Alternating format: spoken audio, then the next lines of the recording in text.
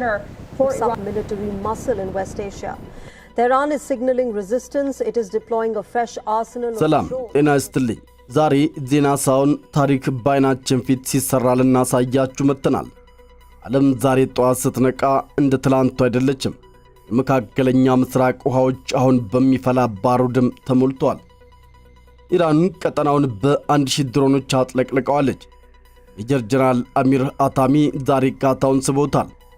1000 ስልታዊ ድሮኖች ከሰኔው ጦርነት ትምህርት የቀሰሙ ተናካሽ አውሮች አሜሪካን በሆርሙዝ ወሽመጥ አጣብቂኝ ውስጥ ለመክተት ወደ ግንባርም ገብተዋል። ፕሬዝዳንት ዶናልድ ትራምፕ የመጨረሻ ማስጠንቀቂያም ሰጥተዋል።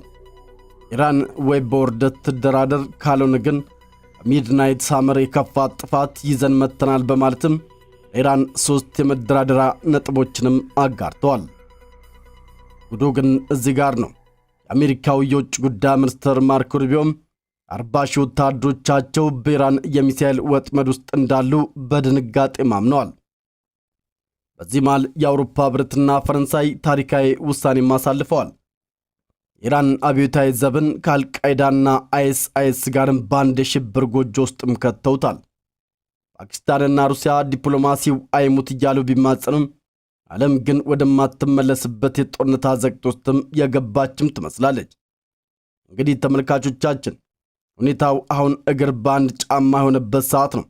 በቴህራንና በዋሽንግተን መሃል ያለው ፍጥጫ ባልተጠበቀ ጥይት እንዳይለኮስም ዓለም በስጋት ስትጠብቅ፣ እናንተ ግን ጥይት በማይበሳው ሰብስክራይብ ቁልፍ ላይ አሁኑ ተኩሱ። ሰብስክራይብ ካላደረጋችሁ እንደ ማርኮ ሩቢዮ በድንገተኛ መረጃ ተከባችሁ መረባሻችሁም አይቀርም። ስለዚህ የሁሉም መሪዎች ሚስጥራዊ እንቅስቃሴን ለማወቅ አሁኑኑ ቤተሰብ ይሁኑ። ሰብስክራይብ ማድረጋችሁ ግን እንደ ትራምፕ አርማዳ ተጨማሪ ክፍያ አይጠይቅም፣ ፍጹም ነፃ ነው። ላይክና ሼር ማድረግ ደግሞ ቦነሳችን ነው። እስኪ አንድ ጥያቄ ልጠይቃችሁ።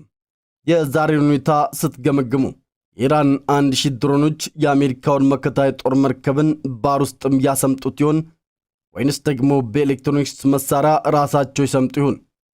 የአውሮፓ ህብረትና አሜሪካስ የኢራን አብዮታዊ ጥበቃም አይአርጂሲን በሽብርተኝነት መፈረጃቸው ቴህራንን ያንበረከካት ይሆን ወይንስ ደግሞ አያቶላዎቹ ጣቶቻቸውን ቃታው ላይ ናቸው እንዳሉት መላውን መካከለኛው ምስራቅ ወደ እሳት አዘቅት ይከቱት ይሆን? በሳል የሆነውን ምላሻችሁን ከምክንያት ጋርም በኮመንት መስጫው ላይ አጋሩን። በውይይቱ ላይም ተሳተፉ። አሁን በጉጉት ወደሚጠበቀው መረጃ እንለፍ። መልካም ቆይታ።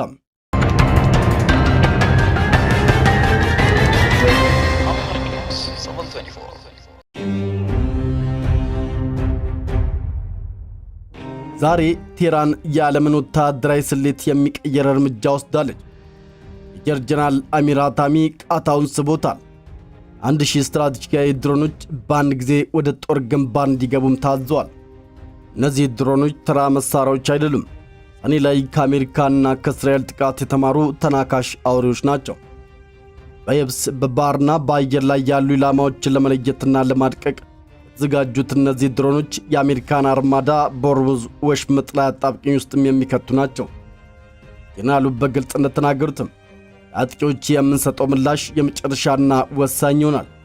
የአሜሪካ የባህር ኃይል አጥቂ ስብስብ በቀጠና ውሃዎች ላይ መስፈሩን ተከትሎም ኢራን ጦር 1000 አዳዲስ ድሮኖችን ወደ ውጊያ ክፍለ ጦሮቹ መቀላቀሉን የጦር አዛዡ ሐሙስ ዕለትም አስታውቀዋል። በኋላ ነው አሜሪካ በቀጠና የደህንነት እስከ ኢራን የአገር ውስጥ ተቃውሞ አያያዝ ያሉ ስጋቶችን በመጥቀስ ወታደራዊ ኃይል የመጠቀም አማራጭን ዝግ አላደረገችም። የኢራን ጦር ጠቅላይ አዛዥ ሜጀር ጀነራል አሚር አታሚ በሰጡት ቀጥተኛ ትዕዛዝም 1000 ስትራቴጂካዊ ድሮኖች በይፋ ያገርቱና አራቱንም የጦር ዘርፎች ተቀላቅለዋል። እነዚህ ድሮኖች የተመረቱት እየታዩ ካሉ አዳዲስ ስጋቶች በመነሳትና ባለፈው ሰኔ ወር ላይ አሜሪካና እስራኤል ከሰነዘሩት ጥቃት በተቀሰሙት ትምህርቶች ላይ ተመስርቶ ነው። እነዚህ ገዳይ መሳሪያዎች በኢራን ጦር ስፔሻሊስቶችና በመከላከያ ሚኒስቴር ትብብር የተመረቱ ሲሆን የተለያዩ የውጊያ አይነቶችን እንዲከውኑ ተደርገው የተገነቡ ናቸው። እነዚህ መካከል በየብስ በባህርና በአየር ላይ ያሉ ተንቀሳቃሽና ቋሚ ኢላማዎችን ለመደምሰስ የተሰሩ ሲሆኑ ሌሎቹ ደግሞ የጠላትን መረጃ ለመስረቅና የመገናኛ ዘዴዎችንም ለማሽመድመድ የታለሙ ናቸው። ሐሙስ ዕለት በየብስና በባህር ላይ የተሰማሩ ድሮኖችን ከጦር ግንባር ጋር እንዲቀላቀሉ ትዕዛዝ የሰጡት ሜጀር ጀነራል አታሚ እንዲህ ብለዋል። ወደፊት ስጋቶች ጋር በሚመጣጠን መልኩ ስትራቴጂያዊ በላይነታችንን ጠብቆ ማቆየትና ማሳደግ ዘላቂ አጀንዳችን ነው። ለማንኛውም አይነት ትንኮሳ ወይም ማጥቂ አካል ፈጣንና ወሳኝ የሆነ የአጸፋ ምላሽ ለመስጠት በከፍተኛ ውጊያ ዝግጁነት ላይ እንገኛለን። ሜጀር ጀነራል አታሚ የድሮኖችን ወደ ግንባር መግባት ካጸደቁ በኋላ በሰጡት መግለጫ ስትራቴጂያዊ በላይነትን ይዞ መቀጠል የጦር ሰራዊቱ ቀዳሚ ተግባር መሆኑን አጽንኦት ሰጥተዋል። አክሎም ዋነኛው ግባችን ፈጣን የጦርነት ዝግጁነትን ማረጋገጥና ማንኛውም አይነት ትንኮሳ ቢሰነዘር ጠንካራና ውጤታማ ምላሽ መስጠት ነው ብለዋል። ባለፉት ጥቂት ዓመታት የኢራን ወታደራዊ ምሁራንና መሐንዲሶች እጅግ አስደናቂ የሆኑ ስኬቶችን አስመዝግበዋል። አገሪቱ በርካታ የጦር መሳሪያዎችን በአገር ውስጥም የማምረት ብቃቷን በማሳደጓ የኢራን የታጠቀ ኃይል በራሱ የሚተማመንና ራሱን የቻለ መሆን ችሏል። የኢራን ከፍተኛ ባለስልጣናት በተደጋጋሚ እንደገለጹትም አገሪቱ የሚሳኤል አቅሟን ጨምሮ ወታደራዊ ኃይሏንም ለማጠናከር ለአፍታም ቢሆን ወደኋላ አትልም። የወታደራዊ ግንባታ ሙሉ በሙሉ ራስን ለመከላከል የታለመ መሆኑን የገለጹት ባለስልጣናቱም የኢራን የመከላከል አቅም ግን በምንም አይነት ሁኔታ ለድርድር እንደማይቀርብም ለዓለም በግልጽ አስታውቀዋል። የእስላማዊ አብዮታዊ መሪ አያቶላ ሰይድ አሊ ካሚኒ የአገሪቱን የመከላከል አቅም ይበልጥ እንዲጠናከርና እንዲስፋፋ ጥሪያቸውን በተደጋጋሚ አስተላልፈዋል። የአቅም ግንባታ ጥረት የአገሪቱ ከውጭ የሚመጣባትን ማንኛውንም ተጽዕኖ ለመቋቋም የሚያስችላትን ዋነኛ ምሰሶ ተደርጎም ይወሰዳል። የኢራን የውጭ ጉዳይ ሚኒስትር አባስ አራግቺ በበኩላቸው ጠንከር ያለ አቋም በማንጸባረቅም የኢራን ጦር ኃይሎች ጣቶቻቸውን ቃታው ላይ መሆናቸውንም ገልጸዋል። ለማንኛውም የአሜሪካ ወታደራዊ እርምጃም በኃይል ምላሽ እንደሚሰጡ ዝተዋል። የመካከለኛ ምስራቅ ውሃዎች አሁን በሚፈላ ባሩድ ተሞልተዋል። ፕሬዝዳንት ዶናልድ ትራምፕ ለኢራን 3 ምርጫዎችን የያዘ የመጨረሻ ማስጠንቀቂያም ሰጥተዋል። የኢራን የማበልጸግ ይቁም፣ የሚሳኤል ፕሮግራም ይገደብና የቀጠናው ታጣቂዎች ድጋፍ ይቋረጥ። ትራምፕ መልእክታቸው ቀጥተኛ ነው። ወደ ድርድር ጠረጴዛ ነው፣ ካልሆነ ግን ከሚድናይት ሳመር የከፋ ጥቃት ይጠብቃቸዋል ሲሉም ዝተዋል። በለዋ ከተማ በተደረገ ሰልፍ ንግግር ያደረጉት ዶናልድ ትራምፕ በነገራችን ላይ ሌላ ቆንጆ የአሜሪካ አርማዳ ወደ ኢራን በፍጥነት እየተጓዘ ነው ብለዋል። ዲፕሎማሲው ጥረቶች በሂደት ላይ ቢሆንም የአሜሪካ ባህር ኃይል በቀጠናው ግጭት እንዳይከሰት በከፍተኛ ዝግጅት ላይ ነው በማለትም ተናግረዋል። ፕሬዝዳንቱ በዚህ ንግግራቸውም ኢራን ወደ ድርድር ጠረጴዛ ትመጣለች አሊያም የሚመጣውን ትቀበላለች ነው ያሉትም። አሜሪካ ከቀናት በፊት ዩኤስኤስ አብርሃም ሊንከን የጦር መርከብ ወደ ምዕራብ እስያም ልካለች። አሜሪካ ግዙፍ የጦር መርከቦችን፣ የድብቅ ቦምብ ጣይ አውሮፕላኖችንና 40 ሺህ ሰራዊት በቀጠናው ብታሰልፍም የውጭ ጉዳይ ሚኒስትሩ ማርኮ ሩቢዮ ግን አንድን እውነታ አምነዋል። በክልሉ ያሉት 40 ሺህ ወታደሮቻችን በኢራን ሚሳይሎችና ድሮኖች ክልል ውስጥ ናቸው። ይህ በንድፈ ሐሳብ ሳይሆን በተግባር ያለ እውነታ ነው። በኳታር የሚገኘው የሴንቲኮም ዋና መስሪያ ቤት አልኦኤድን ጨምሮ 8 የአሜሪካ ቋሚ የጦር ሰፈሮች በኢራን ኢላማ ውስጥ ወድቀዋል። አሜሪካ የጦር ጡንቻዋን ስታሳብጥ ኢራን ደግሞ 1000 አዳዲስ ስልታዊ ድሮኖችን ወደ ጦር ግንባር በማስገባት ምላሽ ሰጥታለች። በተለይም ሻሂድ ባገር የተባለችው የድሮን ተሸካሚ መርከብ በሆርሙዝ ወሽመጥ ላይ አፍጣለች። የኢራን ጦር አዛዥ በሰጡት ማስጠንቀቂያ ማንኛውም ጥቃት በደባሪ ምላሽ ይጠበቀዋልን ብለዋል። ኢራን በወታደራዊ ዛቻ ጥላ ስር የሚደረግ ድርድር እንደማትቀበልም በሩን ዘግታለች። በዚህ እጅግ በከረ ፍጥጫ መሃል ሩሲያውንም የዲፕሎማሲ በር መኖሩን ጠቁማለች።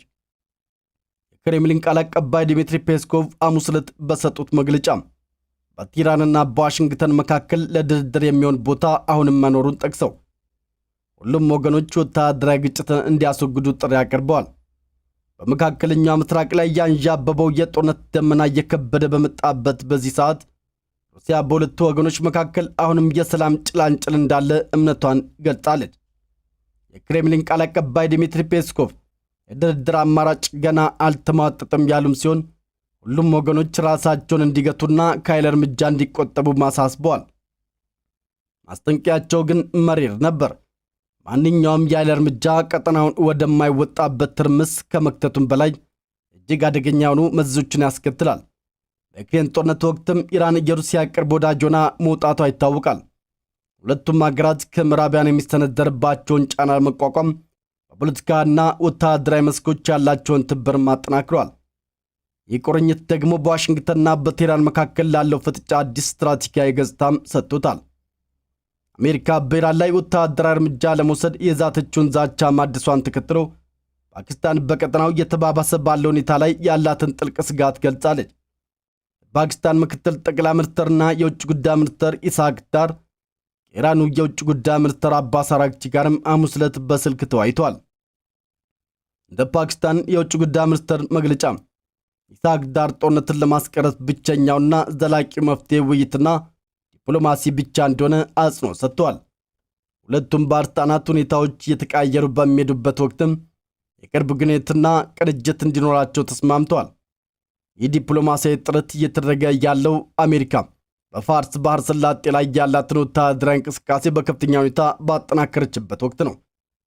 በርካታ የጦር መርከቦች ወደ ቀጠናው እየተንቀሳቀሱ ሲሆን ፕሬዝዳንት ዶናልድ ትራምፕ ድርድርን ካልተጀመረ ቴህራን ከባድ መዘዞችን እንደምትጋፈጥም አስጠንቅቀዋል። ኢራን በበኩሏም አሜሪካ ዛቻ ውድቅ በማድረግ ሰራዊቷን በከፍተኛ ንቃት ላይ ያስቀምጣለች። ማንኛውም አይነት ጥቃት በቀጠናው በተለይም በዋና ዋና የባህር መተላለፊያ መንገዶች ላይ አለመረጋጋት እንደሚፈጥርም አስታውቃለች። ፓኪስታን በበኩሏም ሁሉም ወገኖች ራስን እንዲገቱ ደጋግማ የጠየቀችም ሲሆን ወታደራዊ ግጭት በቀጠናውና በዓለም አቀፍ ሰላም ላይ ከባድ መዘዝ እንደሚኖረው በእስላማባድ ያሉ ባለስልጣናት አሳስበዋል። በሌላ በኩል የሰብአዊ መብት ተሟጋች ድርጅቶች የኢራን የደህንነት ኃይሎች በአገሪቱ ውስጥም የተነሳውን ተቃውሞ ለመጨፍለቅ በሺዎች የሚቆጠሩ ሰላማዊ ሰዎችን ገለዋል በማለትም ይከሳሉ። ኢራን ግን ይህንን ውንጀላ አጥብቃ ትክዳለች። የአገር ውስጥ አለመረጋጋት ከዋሽንግተን ጋር ካለው ፍጥጫ ጋርም ተዳምሮ መላውን መካከለኛ ምስራቅ ለከፍተኛ ስጋትም ዳርጎታል። የአውሮፓ ህብረት የኢራን አብዮታዊ ዘብን በአሸባሪነት ፈርጇል። ህብረቱ የኢራን ጦር አካል የሆነውን የኢራን እስላማዊ አብዮታዊ ጠባቂ አልቃይዳ እኩልና አይኤስአይኤስ በተካተቱበት የሽብር ድርጊት መዝግቦታልም ተብሏል። የአውሮፓ ህብረት የውጭ ጉዳይ ፖሊሲ ኃላፊ ካጃ ካላስ ጭቆና ምላሽ የለውም፣ ወሳኝ እርምጃ ወስደናልም ብለዋል። ካላስ በቅርቡ በኢራን በሺዎች የሚቆጠሩ ንጹሐን ህልፈት ተጠያቂ እንደሚሆንም ገልጸዋል። ረቡዕ ዕለት ፈረንሳይም በወሰደችው ያልተጠበቀ እርምጃም ኢራን አብዮታዊ ጥበቃ በአውሮፓ ህብረት የሽብርተኝነት ዝርዝር ውስጥ እንዲካተት እንደምትደግፍ አስታውቃለች። የውሳኔ አውሮፓ በቴህራን ላይ የነበራትን ለስላሳ አቋም ወደ ጠንካራ እርምጃ መቀየሯን የሚያሳይ ምልክት ተደርጎም ተወስዷል። የፈረንሳይ ፕሬዝዳንት ጽህፈት ቤት በጣሊያን የሚመራውን ኢራን አብዮታዊ ጥበቃን አይአርጂሲን በሽብርተኝነት የመፈረጅ ጥያቄም እንደሚደግፍም በይፋ አስታውቋል። ፈረንሳይ ለዚህ ውሳኔ እንደ ምክንያት ያቀረበችው አብዮታዊ ጥበቃው በሰላማዊ ተቃዋሚዎች ላይ ለሚፈጸመው ደም አፋሳሽ ጭቆና ቀዳሚው ሚና እየተጫወተ ነው በሚል ውንጀላ ነው። የፈረንሳይ የውጭ ጉዳይ ሚኒስትር ዣን ኖኤል ባሩትም በሰላማዊ የኢራን ህዝብ ላይ የሚፈጸመው የማይታገስ ጭቆና ያለምላሽ ሊታለፍ አይገባም ብለዋል። የፈረንሳይ አቋም መቀየር በጣሊያንና በጀርመን ቀደም ሲል የታየውን ድጋፍ ተከትሎ የመጣ ነው። የጀርመኑ ቻንስለር ፍሬድሪክ ሜርዝም አንዳንድ የአውሮፓ ህብረት አባል አገራት ይህንን ውሳኔ ለመቀበል ማመንታታቸው የተሰማቸውን ቅሬታም ገልጸዋል።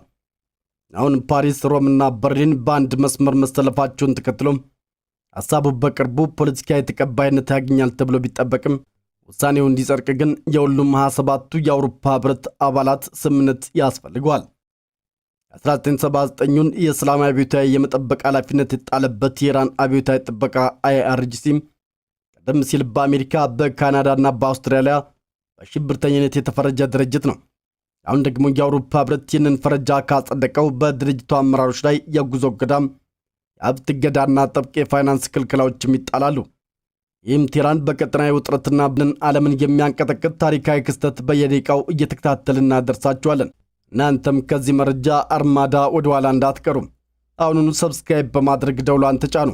ሰብስክራይብ ማድረጎ ቢያንስ ከአንድ ነገር ይጠብቆታል። ያለ መረጃ ቀርቶ ድንገተኛ ዜና እንዳያደናግሮት። የእናንተ ሰብስክራይብ ማድረግ ለእኛ ለምርምር ስራችን ትልቅ ነዳጅና ሰብስክራይብ በማድረግ ቤተሰቡን። ፕሮግራማችንን ከመጨረሳችን በፊት ግን አንድ ወሳኝ ጥያቄ ለእናንተ እንተዋለን። የኢራን 1000 ድሮኖች የአሜሪካውን መከታ የጦር መርከብ ባህር ውስጥም ያሰምጡት ይሆን ወይንስ ደግሞ ኤሌክትሮኒክስ መሳሪያ ራሳቸው ይሰምጡ ይሆን? የአውሮፓ ህብረትና አሜሪካ የኢራን አብዮታዊ ጥበቃ አይአርጂሲ በሽብርተኝነት መፈረጃቸው ቴህራንን ያንበረክካት ይሆን ወይንስ ደግሞ አያቶላዎቹ ጣቶቻቸውን ቃታ ላይ ናቸው እንዳሉትም መላውን መካከለኛ ምስራቅ ወደ እሳት አዘቅትም ይከቱት ይሆን? በሳል የሆነውን ምላሻችሁን ከምክንያት ጋር በኮመንት መስጫው ላይ አጋሩን። በሚቀጥለው ልዩና ሰፊ ዘገባ እስክንገናኝ ዓለማችን ሰላም ያድርጋት። ቸር ሰንብቱ።